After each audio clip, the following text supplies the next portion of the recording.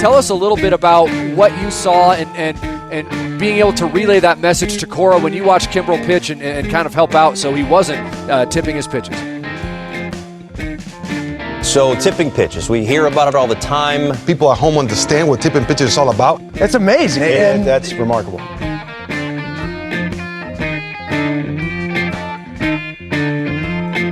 I'm not sure if you've heard, but X the Everything app, formerly Twitter.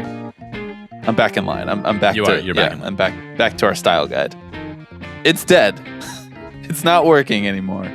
This is what people say. They say this on X the Everything app. Yeah. They talk about how they're leaving. They post their blue skies. But there is one man who has refused to stop posting. In fact, he's posting more. And that man is named Keith Hernandez. Have you seen Keith Hernandez's work on X the Everything app recently? I'm familiar with the artist known as Keith Hernandez. Responding to like Real Patriot News asking if Trump should appoint Tulsi Gabbard into his cabinet. Responding to like historic 70s baseball photos being like, I hate this photo of me, please take it down.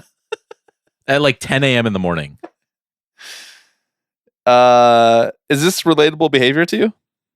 Just can't stop posting? But do you think like, he's in the replies? That's what I'm saying. Know? That was the next question out of my mouth. This is why we host this pod together. You always know where I'm going. Yeah. The next question out of my mouth was, do you think he thinks that other people can't see what he's saying? Like when he's replying, do you think he assumes people can't see it? No, I don't think that. You think he knows that people can see that he's saying, yes, Tulsi Gabbard should be in the cabinet? Yeah. The tone of it, though, feels so like no one can see this. Right?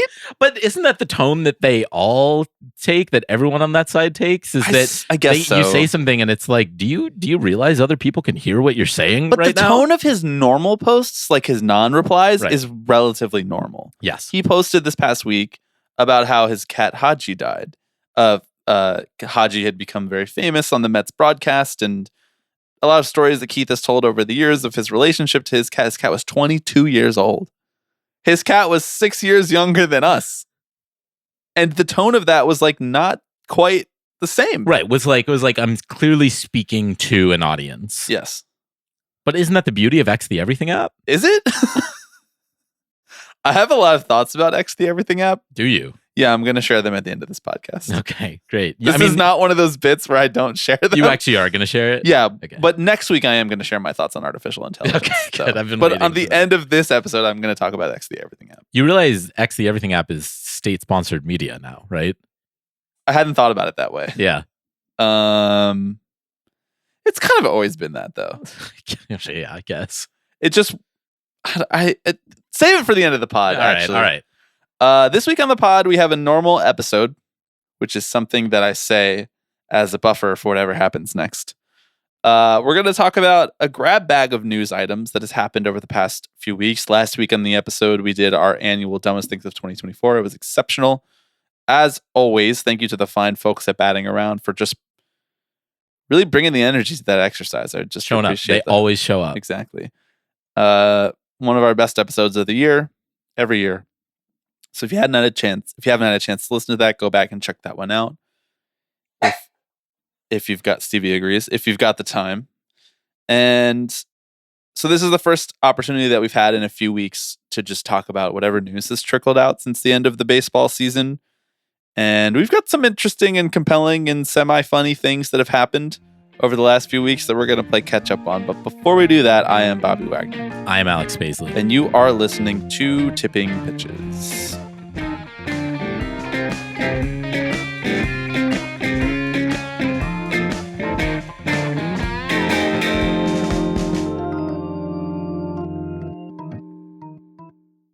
Thank you to this week's new patrons. Those patrons this week, Alex. Are you ready for this? Lay it on me. There's not a single fucking Alex this week. Thank God. Oh, God. Thank God. You guys are multiplying like rabbits. Population control just for Alexes. We need to like reintroduce wolves into the Alex ecosystem. This week's new patrons are Sloan, Dana, Jason, Jeff, Tyler, Jonathan, Shira, and Mikey. Big week. Big week. I think it's actually because I forgot to do this last week. No one knows that. But thank you to all those fine folks. Many of those people, I assume, signed up because the dumbest things of 2024 had an expanded version on the Patreon. So if you loved that episode last week and you want a little bit more, it's patreon.com/tippingpitches. Speaking of things that you can get a little bit more of, the Tipping Pitches Book Club, which will be happening this offseason over on Patreon. We're going to be doing monthly episodes over the next 2 or 3 months. Book club episodes where we share the name of a book, we read it, and we talk about it on the episode. The episodes will take different forms. Hopefully we can maybe get 1 or 2 of the authors of these books, depending on if they're contemporary books or not. With that, I wanted to announce that the first book, and I had hinted at this both in Slack and I think on the podcast, the first book is going to be Stealing Home, the Eric Nussbaum book about the Los Angeles Dodgers. We talked about this book when it came out. I think I recommended it sight unseen without having read it, just because so many people told us that it was such a great book. And so kind of like in our wheelhouse about how like the gears of power grind on behalf of baseball ownership and how they affect communities. This book is definitely really heavy. It's about the displacement of the native people living in the Chavez Ravine area where Dodger Stadium was built, and just how they were able to, just how the Dodgers decided to go about displacing these people in order to build this stadium. So it's something that I've really wanted to read for a long time, and I've just never gotten around to it. We are going to be reading that in preparation for the Tipping Pitches Book Club episode that will be airing on the Patreon feed on December 12th, Alex. That's coming up. We got to get reading. Get reading, my friends. What was the last book you read? But didn't mean to put you on blast like this. I didn't know. I didn't know. I read articles, Bob. You know. Do you? I don't. Where do you find such articles? The media's dead. Haven't you heard? My friends and I at the Writers Guild are trying to heal it. I read like a dozen articles on congestion pricing on Hellgate last week. Oh my God. Okay. Hellgate is amazing. I do read Hellgate a lot. Congratulations to the fine folks over at Hellgate doing a wonderful job covering the New York City political and cultural landscape. A very hard thing to grasp, especially given the state of modern media and the incentive structures of it. I really earnestly appreciate the work that they do. That being said, teach me about congestion pricing. You want to do it right now? Why is it $9 now when it was $15 before? Wait, we can't do this. Because the episode we recorded 3 days ago, which has yet to air, will air in a couple weeks. We also discussed congestion pricing. Oh, I shit. attempted to explain it to you. So is that true? It is true. I haven't edited that episode yet, so right, you're probably it didn't happen, you're right. Yeah, it didn't happen. I just have many episodes to edit before I leave the country in 3 days. Yeah, that's fair. Many episodes to record as well. This being just one of them. Yeah. Tipping Pitches Book Club. I'm really excited for it. Stealing Home. Stealing Home. Eric Nussbaum. Stealing Home. Eric Nussbaum. Yeah. Stealing Home. Eric Nussbaum. Yeah. Go check I it say out. that 3 times in a row because a criticism that I often get in the podcasting world is you don't say the titles slow enough. This happens in the big picture. A lot of people just tweeting at me being like, why does everybody get so quiet when you say the titles? This is the title. Stealing Home by Eric Nussbaum. Dodgers land acknowledgement when? Never. Never. They're not doing that. Yeah. You can't really do a land acknowledgement for a thing that you directly did and are like still occupying. Really? Can you not? Some would argue that that's the only kind of land acknowledgement that you would do, but you can't admit complicity and then still not do anything about it, basically is what I'm saying. Once again, a company I think you're underestimating. Well, Biden just did it. Yeah. And guess what? It turned out really well. Should we talk about baseball? Let's talk baseball, man.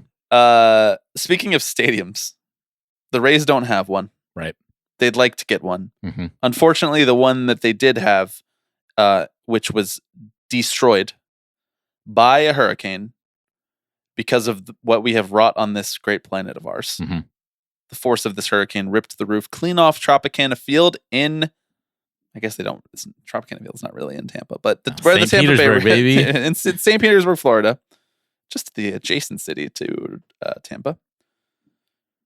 And a report was put out that they don't believe that roof can be repaired until the 2026 season. So like at the end of 2025, I think they said they would be able to get those renovations and repairs done. And so that means that the Rays can't play there next year because you cannot play in South Florida without a roof. You can't really play anywhere in Florida without a roof. And they need to not be in the stadium so that the repairs can take place.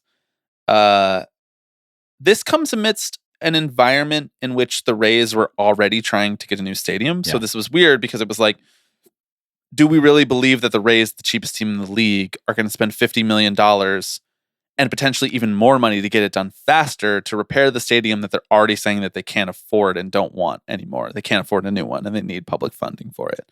So here's the resolution for where they'll be playing next year. They're going to be playing at Steinbrenner Field, which is actually insane that this is what they chose to do. Mm-hmm. This is the Yankees spring training field, which is why it's called Steinbrenner Field. They're going to be paying the Yankees $20 million to play there next season, which is, by the way, Alex, now the most expensive line item on the Tampa Bay Rays organization. More expensive than any player contract is the fee that they will be paying to play in Steinbrenner Field to the Yankees directly.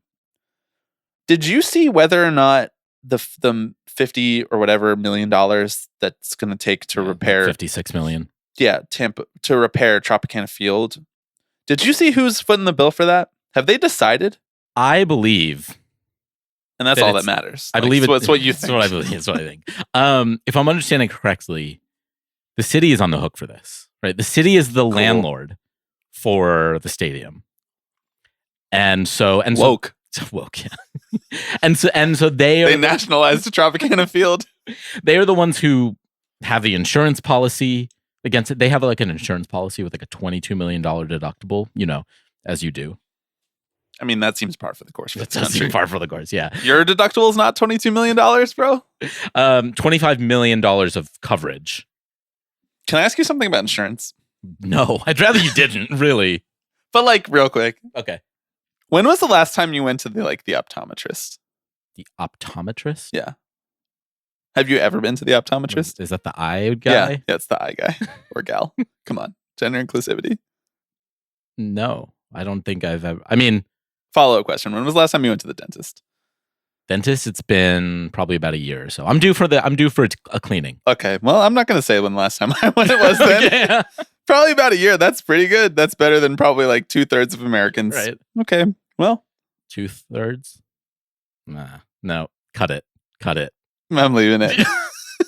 I waited to see if maybe Stevie would bark in approval, and she didn't. She didn't. So. If I don't get the Stevie seal, she's asleep with her head against the door. So what you're saying is we got to get loud. We got to get amped up here. Can you sing Let's Get Loud? Let's Get Loud. The city is on the hook for this. Now, you may be aware, you even mentioned it. The Rays also would like a new stadium. Yes, which they also want the city to pay for. Right. That they want to open in like 2028 or whatever. Right. So in theory, the welfare state in Florida is doing really well, but only for professional sports teams. In theory, they play at Steinbrenner Field, right? Yeah. I mean, what I will say, kudos to the Tampa Bay Rays, who for the first time ever are playing in Tampa. And will sell out a stadium. Congratulations. We'll sell out a stadium. Congratulations to them. But they want to do this, then come back to the Trop for a couple years, and then play in their new stadium. Yeah. They want to have their cake and then have their cake again and then eat it and then eat it again. Yes. Hey, I have a suggestion. I'm ready. There is Project manager Alex has logged on. Did you post this on LinkedIn before we started the pod? No, because this is what the listeners get. They get it first. Oh my God. Exclusivity. They get the investment advice. Here's the thing. When is someone going to do like a hat tip to the Tipping Pitches pod? Like we break news and they're like, this came from Tipping Pitches. We need to break news first. I think we've broken some news before. We broke the fucking news that Trevor May said that John Fisher gave them cowboy boots as a gift. And then like 3 months later, he said it on a different pod and people were like, what? Cowboy boots? No, listen to the fucking podcast. It was in the title. I'm so sorry. Please continue with what you were talking about. Here's your suggestion. All I'm going to say is there is a Major League Baseball facility that as of 2025 does not have a tenant. Yeah, I've heard some. Have you? Okay, I'm not the first to say this. Well, yeah, no, you're not the first to say this. I believe our friends over at Batting Around, we're just becoming one long pod, made this joke like a month ago. But finish what you were saying. That's it. That's the tweet. You believe the A's should go play in Tampa then? Yes, is what you're saying. Yes, I think they should both play at Steinbrenner Field. I think they should only play each other. 162 game series. What if it ended in an 81-81 tie? Look, so we have, in the span of a week, just doubled the possibility. I guess maybe doubled the possibility is a little strong. That a team playing in a minor league baseball stadium will, I don't know, make the playoffs. I don't know that you could say the A's have a good shot at that sort of thing. But now... You got so mad at me when I said the A's have some good players. You were like, why don't you go die? Well... I'll roll the tape. You said, why don't you go die? You wanted to sit here and talk about JJ Bleday. No. I said Lawrence Butler this time. JJ Bleday was like a 4 months ago thing. Got it. And guess what? He's fine. He's good. Yeah. He's good. Most teams would take a JJ Bleday. Yeah. You know who take a JJ Bleday? The White Sox. God. You know what's kind of messed up? I believe the Rays will get all of those things. Mm-hmm. I believe they'll end up getting everything they ask for. Yeah. I mean, I think you're right. I think the city probably wants to do what it can to show "quote unquote" good faith towards the team, right? And say, "Hey, we're what committed." good faith have they showed? Well, I know, but it doesn't matter, right? Like, yeah, I mean, what you would be right more often than not if you just defaulted to like, what's the worst thing that could happen and assumed that it will happen. Yeah. When it comes to like sports owners' interactions with their cities, this is why I'm like, yeah, Steve Cohen's going to get his casino. Mm-hmm. Like, come hell or high water, he's going to get it one way or another. Unless Jessica Ramos gets elected mayor. Well, look, what I will say is I feel sorry for the Rays right now because they are in some dire straits. And I'm actually not talking about the stadium. Okay. I'm talking about their trouble with the SEC. Did you see this? No. The Southeastern Conference is mad at the Rays? Southeastern Conference, yeah. The SEC is accusing this financial services company called Drive Planning of running a Ponzi scheme. Yeah. And as a part of this suit accusation, the SEC is looking to recover approximately $400,000 from the Rays for letting Drive Planning advertise at Tropicana Field. They don't have that $400,000. They don't have that $400,000 right now. They don't have it. No. Yeah. What happens then? Bankruptcy hearing for the Rays? The Onion going to buy the Rays? I guess so. I think you have to buy into the Ponzi scheme at that point, right? I feel like you just let my Onion InfoWars joke just go fly. It's bouncing around the room right now, just totally unresponded to. What a week, man. What's your feeling on that? Like, why didn't they offer it to us? Who? The Onion? No, the InfoWars. Well, I think we didn't throw our hat in the ring. I didn't know there was a ring. Same. Well, this is how I feel about the Rudy Giuliani. You did know about option. that. Well, I do know about that, but now I need to. So here's the thing: is I actually know someone whose sister is on the legal team for the folks who are suing him. So I think I actually need to reach out to her and say, "Oh, they're suing Giuliani. That we're suing, not Giuliani. Alex Jones. Not Alex Jones. No, sorry. Okay." And so, Giuliani, he's being sued because of the election fraud thing. It's a class action. It was like against, defamation. Okay, yeah, it's a defamation class action against him. I don't know if it's class action. I think it's two election like poll workers. Oh, okay. Imagine you're just a volunteer poll worker and you just sue Rudy Giuliani into bankruptcy and fucking win. It's a pretty clear-cut case. Yeah, I mean, he did defame them, just like Alex Jones. I mean, I think they're hiring right now. InfoWars, right? They're looking to build out their new staff. I say we approach them. Do they need baseball pods? I mean, see, I would not sell tipping pitches to InfoWars, but I would license it. Yes, absolutely. I'm joining the InfoWars on the side of info. On the side against info, really. No, this is a pro information pod. Yeah. there's some information. It just might not be right. Right. Which is kind of the InfoWars mission statement. Exactly. If you have to determine what is the actual info. You get one pod to be recorded in the Alex Jones like chamber, the cave that he records from. Yeah. What's the topic? I mean, it's hard to say. I'd want to pop his pills first so I could sort of get into the mental mindset, These are the dick pills? Whatever he's hawking these days. Mm-hmm. Okay. Sorry, male enhancement pills. Don't mean to be crude. I think you start with lizard people and see where you go from there. Right? Okay. The 10 most underrated lizard people in the baseball world. People you'd never suspect. And you got to get really creative with it because you would suspect basically everybody in the commissioner's office. Yeah. Yeah. That's too easy. Mm-hmm. Yeah. We got to dig in. All right. Shall we move on?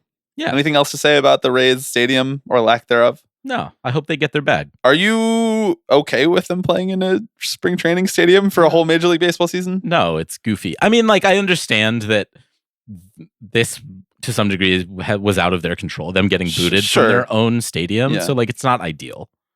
What is it called? What was that contract language that everybody became familiar with because of COVID-19? It's not like the Deus Ex Machina clause, but it's something like that. Clause, right, something like that.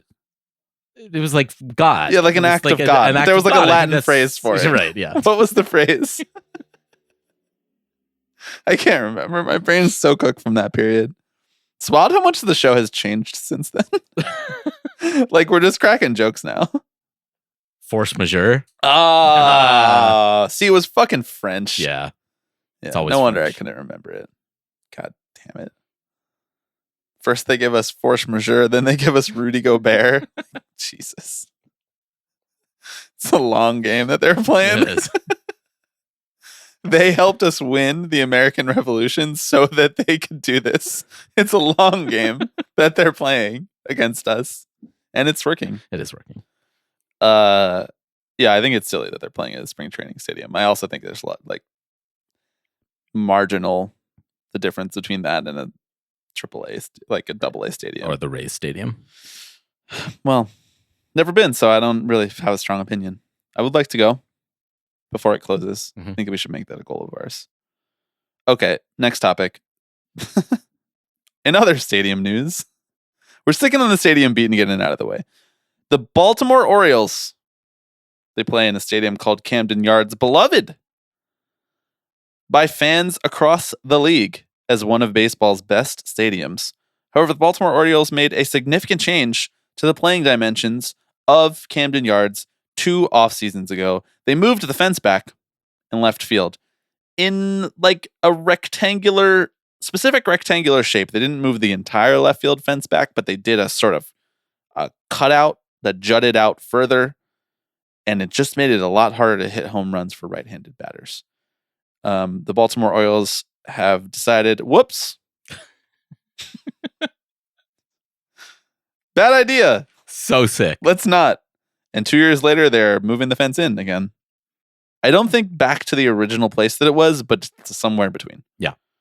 Mike Elias and the rest of his baseball ops team made the suggestion to the facilities team, the ownership group of the Orioles, and they had to submit a proposal to the league to be allowed to do this. Now, of course, there are really no rules about what the dimensions of the outfield fence of each stadium and the angles of the foul lines really need to be in Major League Baseball. You just have to have 90 feet between the bases and 60 feet and 6 inches from home to the pitcher's mound. And obviously, the height of the pitcher's mound is dictated by Major League Baseball. But outside of that, you can really do anything you want with the field, as long as it's not actively hazardous to players. Even though the Astros had an active hazard against players for 10 years. Yeah. Still, that being said, it becomes a little bit of a clown show if you're changing it all the time. My take about this, and you tell me if you disagree. My take about this is they're cowards. They didn't have the stick-to-itiveness. They were too afraid. If you want to create a quirk of your stadium, you have to be committed to it for a long time. It has to really set in, has to solidify.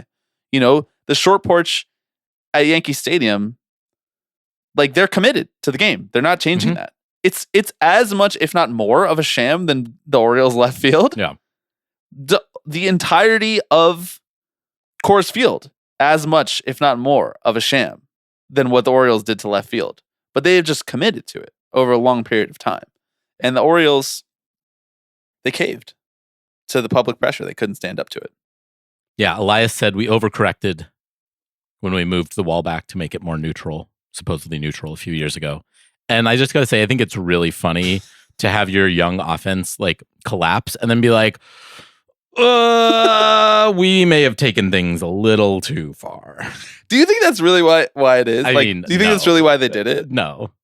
You think it's more of like a league-wide offensive environment in comparison to the rest of the teams?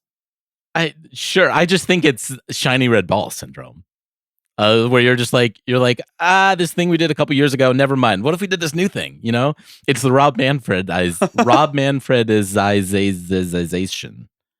Rob Manfredization. Textbook. Rob Manfredization. Keep going. Okay. It'd be a really avant-garde podcasting choice for you to just try to say that phrase for the next hour.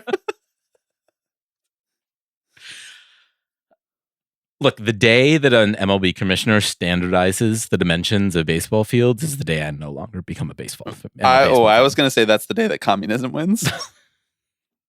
What? Everyone the same. A decision made from on high, from each stadium dimensions. That doesn't really work. I was going to say from each stadium dimension, according. Nope. No, power through. I want to hear the end of it. It just doesn't really work grammatically.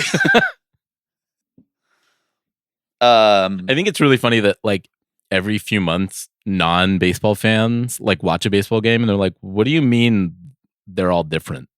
Like, what do you mean this one field has a quirk that benefits hitters?" Of all the quirks across the league, which one do you think is like the least serious? Least serious in terms of like that's goofy, or least serious as in like that's it doesn't matter. No, that's goofy. That's goofy. I mean, I love the Green Monster personally. I do too, but I do think it is like the most.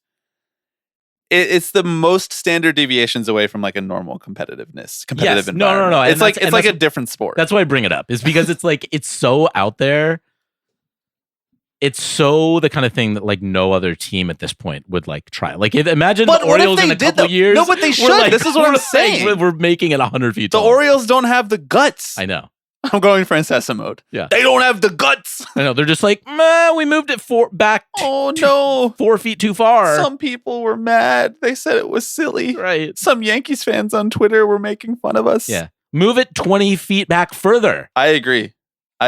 Don't cave to pressure is something that we've learned. New Polo Grounds when? Now that was just ridiculous. Oh, that's where you draw the line? I mean, nobody would ever hit a home run if you had the Polo Grounds dimensions. Yeah, bring back a real ball. Sick. Yeah, you got to hit singles and doubles. Sorry. Time to bunt. Mm-hmm. Time to learn how to bunt.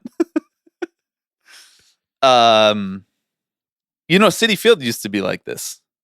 When they first built Citi Field, it was like the pitcher's park to end all pitcher's parks. The fences were, you know how Citi Field now, there's like the fence and then there's like a black wall in left field and parts of right field where like if it hits that part, it's a home run. It still went out, but that's like another wall and there's not really seats there. There's like sort of like individualized, like special access seats down in that area. That's where the real wall used to be. That's a fucking bomb, dude. I know. You hit it out there and they were just like, yeah, that'll probably work. They were so wrong. So it's not like, I don't think it's totally out of the question to have made a mistake. I just think it was such an unforced error to begin with. Even as they were doing it, people were like, whoa, this is a big change. Like, this is going to have a serious impact. And look at the big brain on Mike Elias over here. He was just like, man, we'll just go through it. Wasn't they like wanted it? They just wanted more pitchers to want to pitch there, right? They were just like, what the fuck? I'm sorry. I feel like I'm cursing a lot on this episode. It's been a long weekend. If you want more pitchers to play for your team, I suggest not trying to make a stadium that caters to them, but instead just paying them. Mm-hmm. That would be my advice. Yep. I could be wrong, but I don't think I am. I don't think I am. No. Garrett Cole signed the biggest pitcher contract in baseball history to play at Yankee Stadium. One of them more hitter-friendly to left-handed batters who already have a platoon advantage against right-handed Garrett Cole. Mm-hmm. It's like, it's not, that's not why pitchers decide. Right. That's not at the top of their like priority list. I mean, in some cases it would be. Like, I would be surprised if a huge free agent pitcher signed with the Rockies, but also the Rockies are the Rockies. They suck. Like, if they were competitive and at the top of the league, I could see a pitcher signing a long-term contract there for market or above market value and not really caring what it means for his statistics. Yeah. But until then, they're all just going to sign him with the Dodgers. Speaking of signing with the Dodgers, do you want to talk about free agency? It sounds like you want to talk about free agency. I just have some questions. Okay. I'm certain I don't have the answers, but I'll be an ear for you. Well, I have fewer questions about individual players and where they're going to sign, what they're going to sign for. Mm-hmm. And more questions about what kind of environment you think we are in right now. Okay. What kind of free agent environment you think we're in. Like, in terms of multiple choice, here are your multiple choice options. All right, great. A, aggressive capital strike that we had when we first started this pod. B, post-lockout spending boom. This is when Corey Seager signed his huge contract. This is when the environment that gave us the Verlander and Scherzer deals, like this sort of thing. Although Scherzer, I think, technically signed his before the lockout. But that kind of environment. The Trey Turner huge 11-year deal, that kind of thing. Or C, a secret third thing. I can see it in your eyes. I know you want it to be the secret third thing. It is the secret third thing. Well, what is the secret third thing then? I mean, we don't have a ton to go off of right now, do we? No. I mean, we have who we know are going to be the top of the market, but none of them have signed and sort of set a barometer. But that's why I'm asking now. Yeah. Like, what do you think is going to happen? It's time to opine. Well, you know what I will say, and I don't want to skip topics because I know that, I mean, this was on our list of things to talk about, right? But we do have changes in like the RSN landscape that is going to impact team revenues going forward for a handful of teams, not every single team, right? But a team like the Cardinals are going to see the money that they're pulling in reduced by like 25%, given the reorganization of Diamond Sports Group. So like, is that actually going to have a tangible impact on the bottom lines of these teams? Sure, a little bit. Yeah. Are we going to see that cited as a reason for why teams are tightening the belt a little bit? I think almost 1,000,000% yes. Yeah. So I not to be like we don't know, but I do think a lot of teams are in a little bit of a wait and see mode right now. And there are teams like the Yankees and the Dodgers and the Mets who have the luxury of not really having to think about that, right? Soto is having his meetings with the Blue Jays and the Mets, and I think the Red Sox snub. Yeah, Red Sox snub. You just snubbed them. The top of the market hasn't changed in that regard.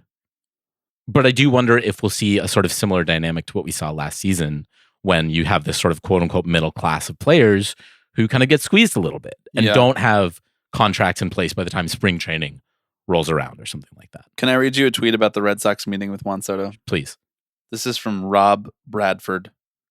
Here's Rob Bradford's credentials. I host a wildly popular Odyssey sports podcast. Okay. And write and talk about the Red Sox for WEEI. He hosts Baseball Isn't Boring. I've actually heard of that.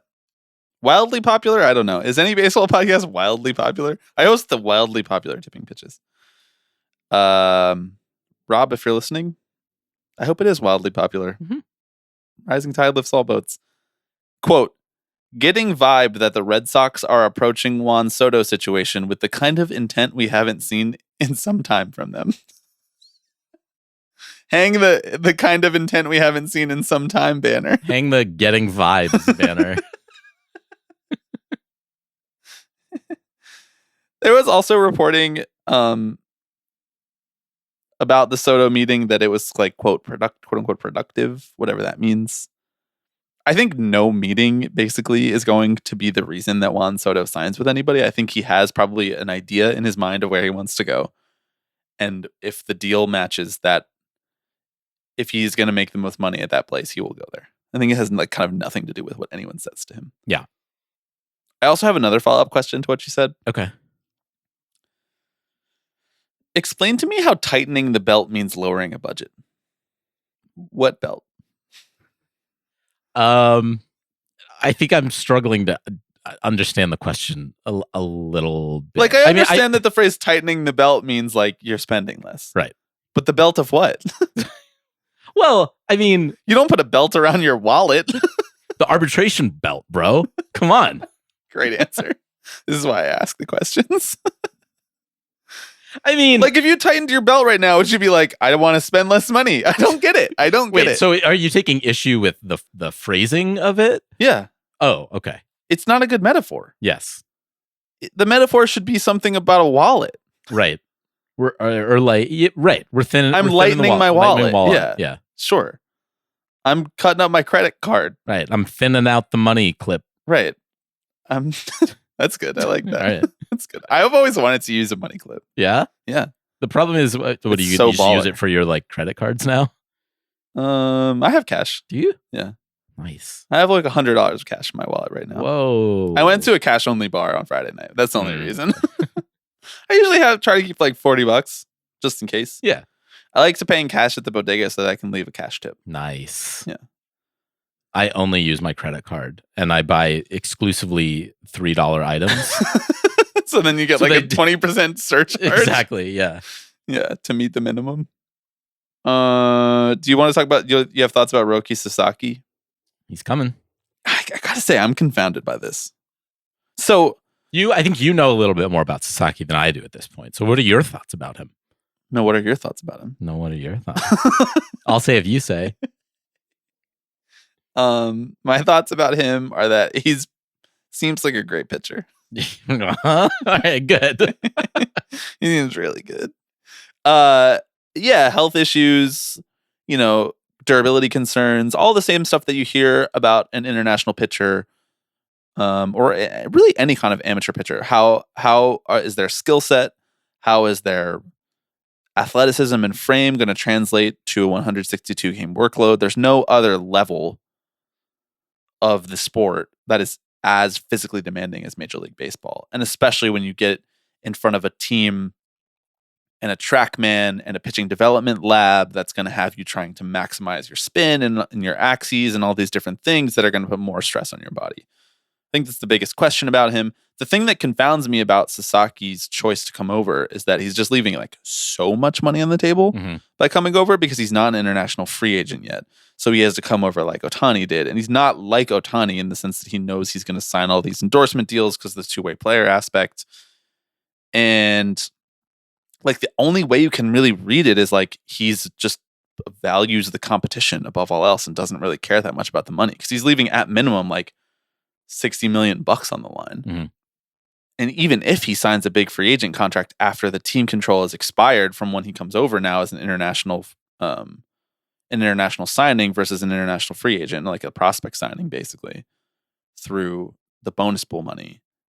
Even if he signs a big contract after these 6 years, he's still only going to have one contract, It's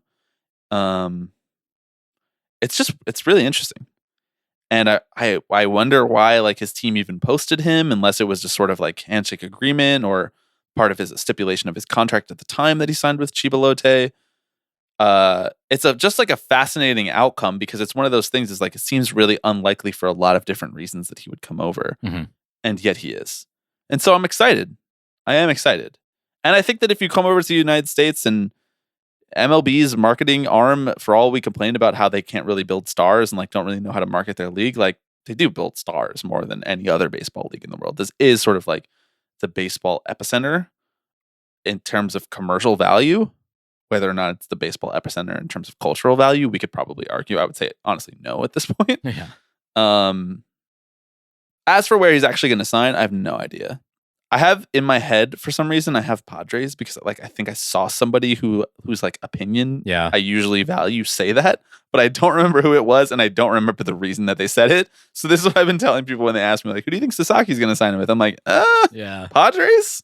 I think that is one of the names that keeps coming up, right? I mean, It's always like Padres and Dodgers, and like West Coast teams are always more like the favorite to land Japanese players because of the time zone. I guess. Yeah. Well, also because Padres it's and closer geographically. I don't really get that. right. Padres and Dodgers, he has the opportunity to go and play with other Japanese pitchers as well, right? Which I think is not nothing, right? Be under the arm of Darvish or Yeah, Darvish is supposedly like one of his mentors. exactly. Sasaki has played for the Japanese national team alongside Otani, alongside Darvish, but also alongside, I mean, my guy, Kodai Senga. That's another big Japanese player who's made the transition and done really well coming over. I understand why the Dodgers and Padres are kind of the favorites to land him. And if I had to bet, like I would say Dodgers and Padres more likely than the field. Guardians. Book. Now that Book would it. That would be Book that it. would- Well, so here's the thing. they know how to develop pitchers. In order to develop pitchers, and he said he wants to go to a smaller market, which has a good development pipeline. Sounds like Sounds like the land. I got started saying it sounds like San Diego, but then good development pipeline for pitchers is not San Diego. No. The reason that they have to sign all these guys Right. is because they can't develop their own pitchers. How's Chris Paddock doing these days? Where's he at? Who he play for? Wasn't he like on the Twins at one point? Yeah. He was in the Arise trade. He started 17 baseball games this year. For who? The Twins. Okay, sure. I gotta be honest, I was tapped out on the Twins this year. Yeah. That was not a fun experience. Just a lot of injuries to their most fun players at the beginning of the year, and then they like had a lead and just totally choked it. Yeah. And then the Guardians finished with like the third best record in baseball, but we're kind of fraudulent. You're talking about the regular season right now, which feels like an eternity ago. All right, time to move on. Let's talk about Diamond Sports Group. Oh. Oh. That was not the reaction I was looking for. Here's what's going on with our friends over at Diamond Sports Group. They have finally, after 20 months, gotten their bankruptcy plan approved. This is the bankruptcy plan that we had started talking about over a year ago when Diamond filed for bankruptcy and had to submit, as part of the bankruptcy court proceedings, had to submit a plan for getting out of that bankruptcy. This is what happens in America when you have Chapter 11 bankruptcy. You can either be sold to another company or you can try to financially restructure as part of your bankruptcy proceedings. But bankruptcy provides you with a lot of like, not loopholes, but like legal protections for your debts, basically. And they were like way over leveraged. Now, we talked at the time, and this is still true, about how this doesn't mean that like regional sports networks were not profitable over the last however many years. It means that the company, the Diamond Sports Group conglomerate, which a lot of people thought of as like Bally Sports, but that was really just like a licensing thing. This is Diamond Sports Group, which is a conglomerate of many different, the artist formerly known as the Fox Regional Sports Networks. They had just, I mean, if I'm being honest, like they've been using this company as like a money laundering arm. They've been paying like big payouts. Teams had been getting a lot of money, but all the while they were amassing debt beyond the point of just like using debt as like a business tool, to the point where it was like, okay, the company's fucked. And this floor started to collapse underneath them, like right around the time that Bally took over the licensing contract. And you saw a lot of teams saying like, we're not getting our payments anymore. These payments are delayed. These payments are at risk. And so because they weren't getting their payments, MLB teams like the Padres, MLB teams like the Braves, MLB teams like, I believe, the Guardians, like these teams then had the right to say, okay, well, you're derelict on your end of the contract. That means that we can pull out of it and we can get our rights back. And we could either resell them, or we can just broadcast them ourselves. Or we can allow you to continue to broadcast without paying us, and you're amassing a debt to us, and we will follow the bankruptcy proceedings as such for how to get that debt back. So that's what's been going on for the last 20 months. There's been fits and starts about what the resolution to this was, where there's been judges disapproving of the bankruptcy plan. And there's been teams saying, like, we don't think that they're going to be able to do this. There's been financial restructuring. There was like a $400 million loan cash injection, and as well as like $50 million injection of money from Amazon because they wanted to get in on the rights. So we recently, just a couple days ago, got and over the last couple weeks, it's really trickled out. There's been a couple back and forths. Got what is the latest resolution, which I assume will stick, but I guess I don't really know. Which is that it's no longer going to be called Bally Sports Network. It's going to be called FanDuel. No comment. And it's reducing their portfolio of across leagues. You know, they also had sports rights for NBA teams, NHL teams, as well as MLB teams. So they're cutting it down to 13 NBA teams, 8 NHL teams, 6 MLB teams. I'm borrowing all this from Evan Drellick's article in The Athletic. And they've decided to go direct consumer in a lot of cases. So here in Evan's article, it says any of those teams can be watched in market via standalone streaming option that Diamond will sell, and that includes teams that had never been available that way before. One means of subscribing will be through Amazon's Prime Video, but an additional fee will still be charged. Full pricing hasn't been announced.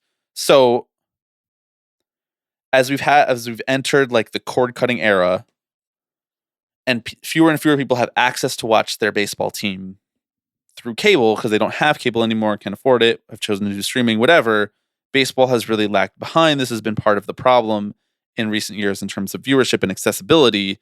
It's like, I can't stream the Mets legally. I can't do that through MLB TV because MLB TV has blackout restrictions and it's only out of market games that I can watch because of the way that these exclusivity negotiations have functioned for these regional sports networks. That's what gives them the value according to them.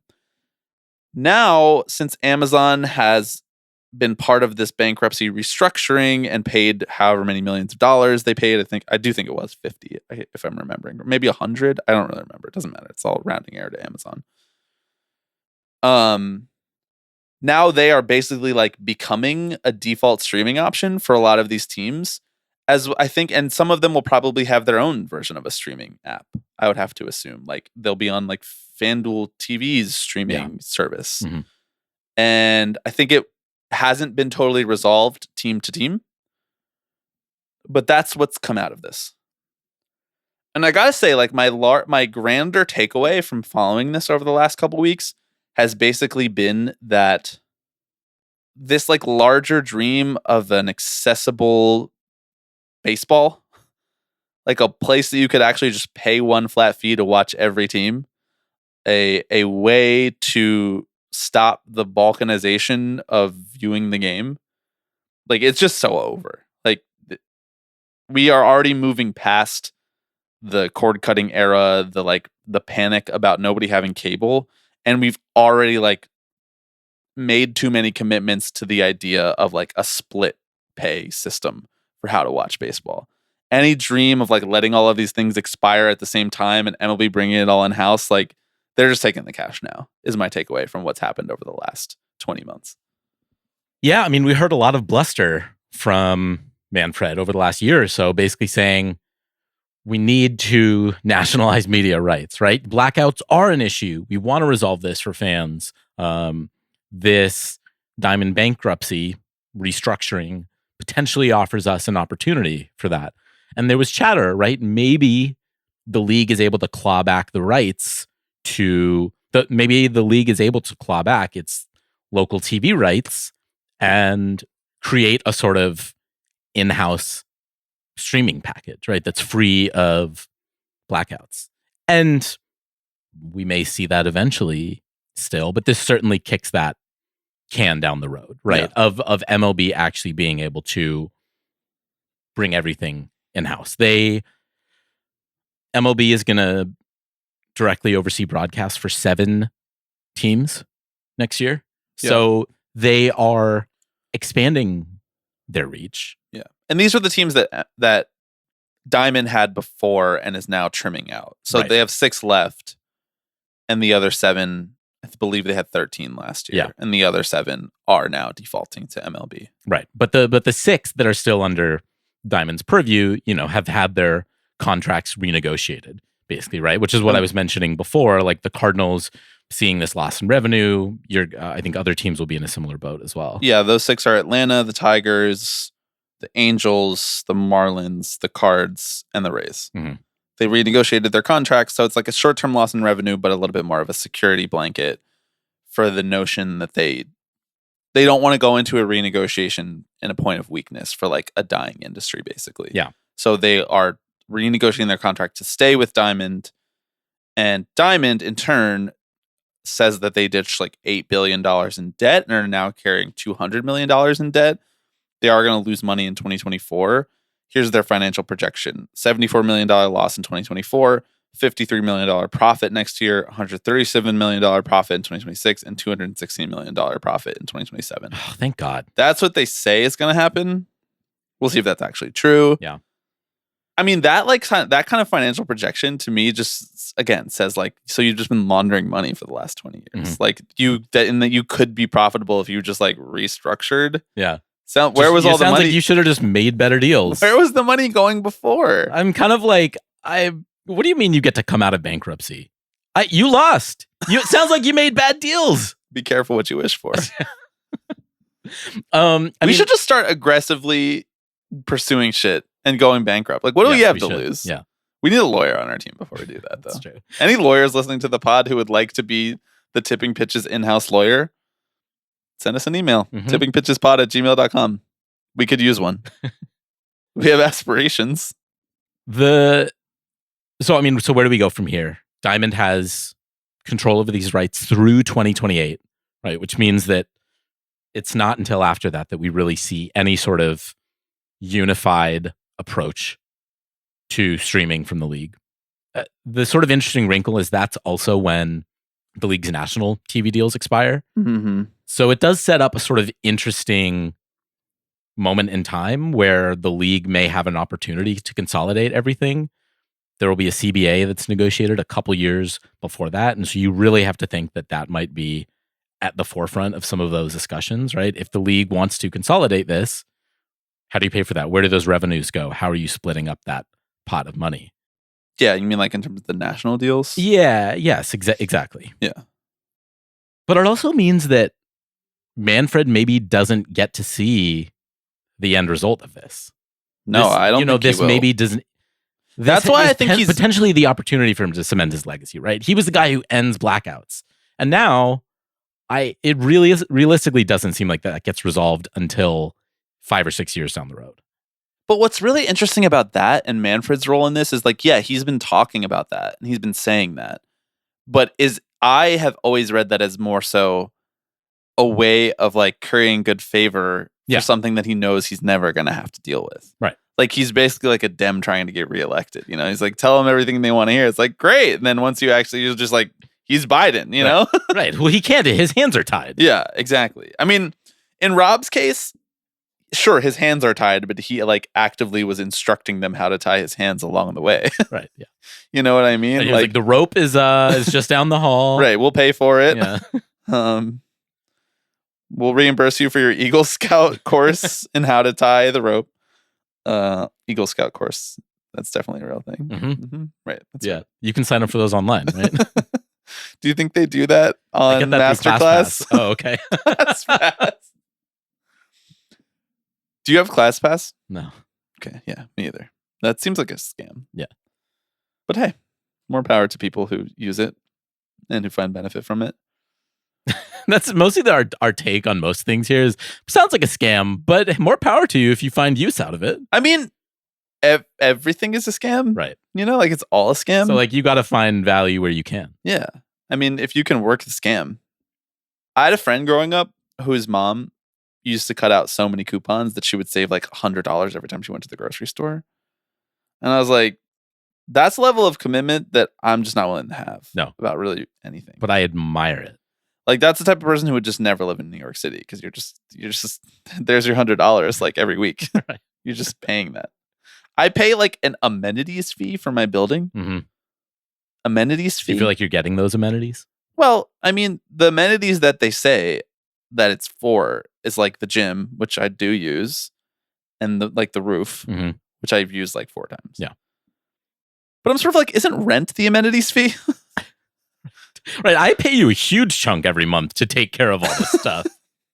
It's kind of like how, to bring it back to baseball and cord cutting, like the way that they nickel and dime us in the world is the same way that you get nickel and dimed in like sports and like streaming and stuff like this. It's like everything used to kind of just be one cost. Like you used to just pay rent, you know? Now I have to like pay rent, pay an amenities fee, you know? Like you have to pay for the laundry in the basement. Like you have to like, what if we just all inclusive pricing? I don't know how we got here. You mean existentially? Well, and also specifically. Yeah. Also specifically. Hey, we just got rid of broker's fees in New York. Do you want to bring it back to New York City politics? Yeah. And my question is, how do you pronounce his first name? Is it Ki? Kai? Chi? That's how I say it in my head. Chi? Yeah. I always said Ki. Oh. But I could be wrong. I've never heard it said out loud. He's doing real shit. He is. Shout out to the Working Families Party. Yeah. Broker's fees are so wild. People who have never like tried to get an apartment in New York City are just like baffled every time you talk about this. Yeah. Meanwhile, Eric Adams is like, what? It's a couple $100. Maybe in New Jersey where he lives. It's a joke that just never gets old. It's 1 month's rent. I know. It's 1 month's rent, basically. Yeah. Or more, oftentimes. I mean, I think the average is far higher. Is like, you know, the average was something like $10,000 or something like that. And obviously, that's like taking into account really high luxury apartments. Like where you live. Yeah. Right where I live. Yes. I had a dream the other night that there was like a populist revolution in New York City and I wasn't a part of it.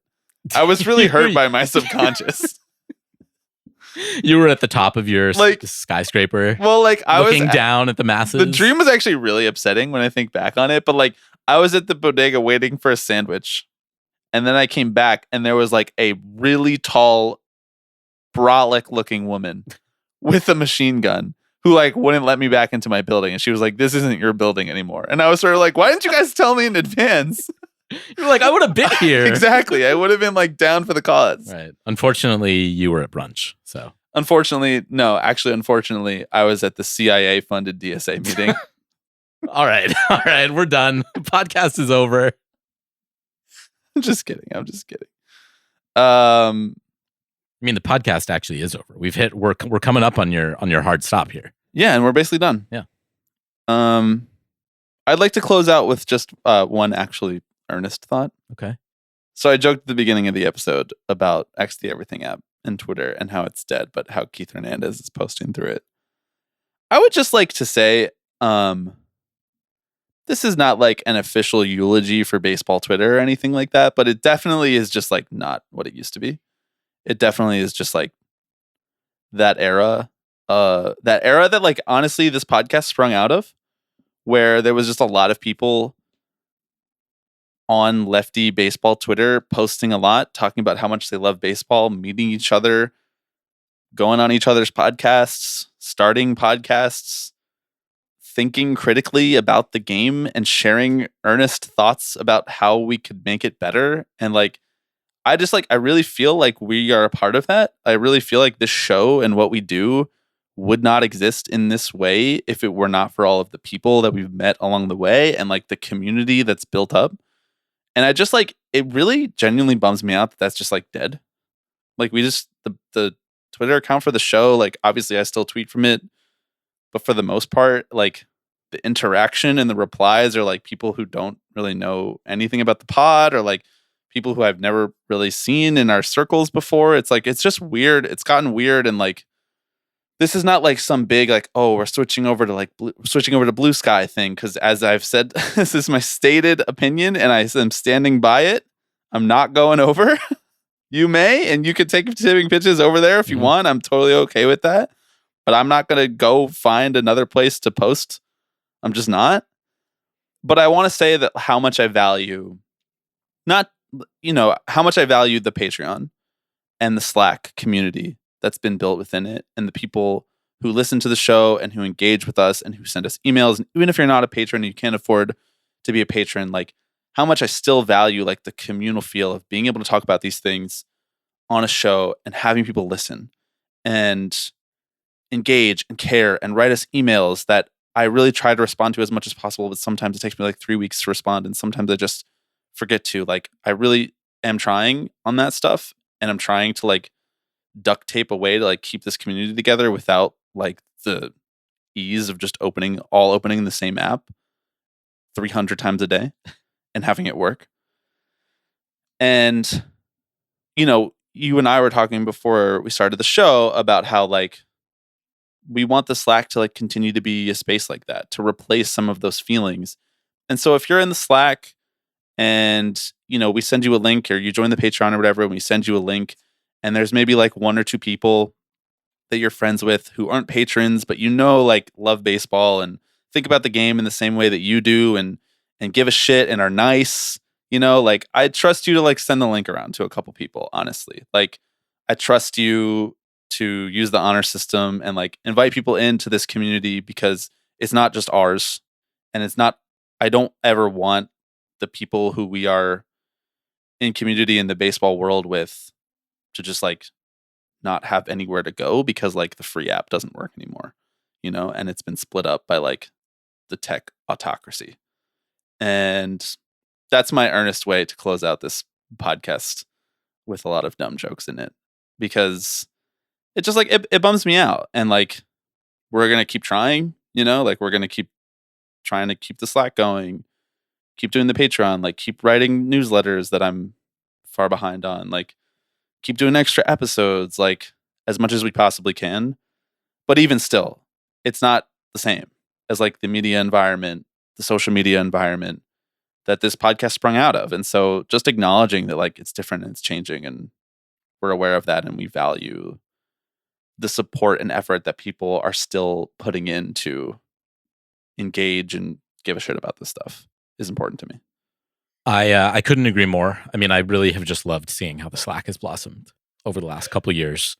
And I know that we, or at least I, am not in there as frequently as I was, or maybe like to these days. No, I'm in there, bro. You can get me. I know you are. Tag me.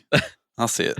But I think it's really wonderful also that it's this sort of self-sustaining community that, we weren't really sure what it was going to look like when we first launched it. Are we going to have to facilitate discussion? What's the vibe going to be? And it's you should hop in there every morning and be like, thought-provoking question of the day. Right.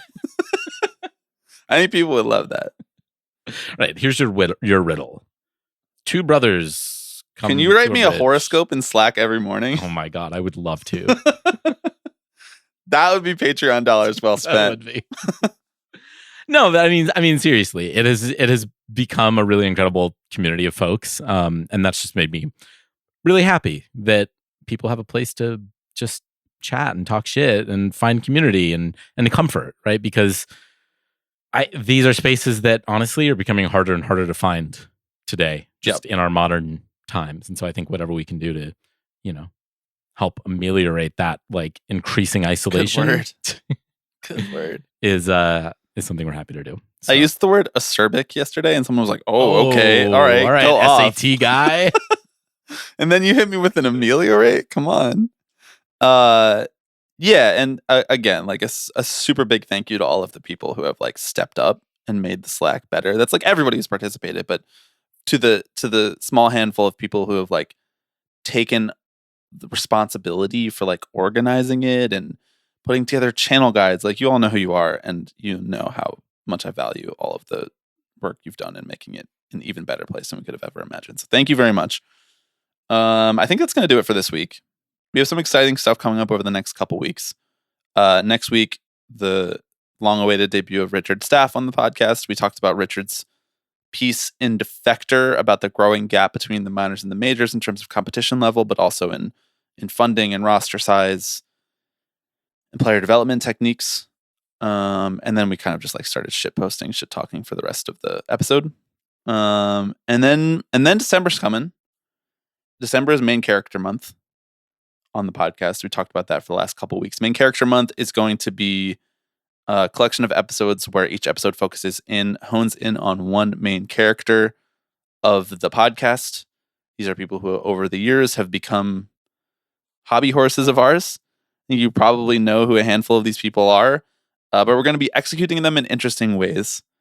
And I'm just honestly really excited for everybody to hear, especially the first episode of Main Character Month. So please tune in over the next couple weeks. I think we've done enough housekeeping here at the end, Alex. Stealing Home. Eric Nussbaum. Patreon.com/tippingpitches. Mm-hmm. Book club is the 12th, December 12th. Thank you, everybody, for listening. We will talk to you in a week. Hello, everybody. I'm Alex Rodriguez. Tipping Pitches. Tipping pitches. This is the one that I love the most. Tipping pitches. So we'll see you next week. See ya!